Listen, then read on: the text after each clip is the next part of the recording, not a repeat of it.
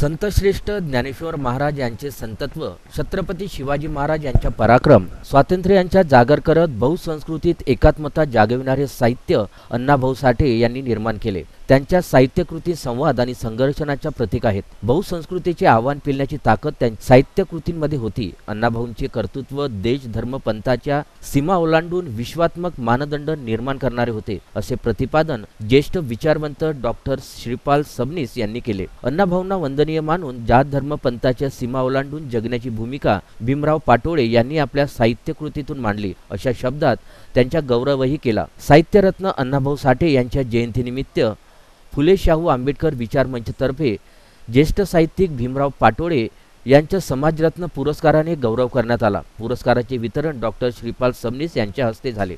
महाराष्ट्र साहित्य परिषदेच्या माधवराव पटवर्धन सभागृहात कार्यक्रमाचे आयोजन करण्यात आले। अध्यक्षस्थानी रमाई महोत्सवाचे अध्यक्ष ॲडव्होकेट प्रमोद आडकर, कार्यक्रमाचे संयोजक विठ्ठल गायकवाड, माजी नगरसेविका लता राजगुरू, विशाल पाटोळे मंचावर होते।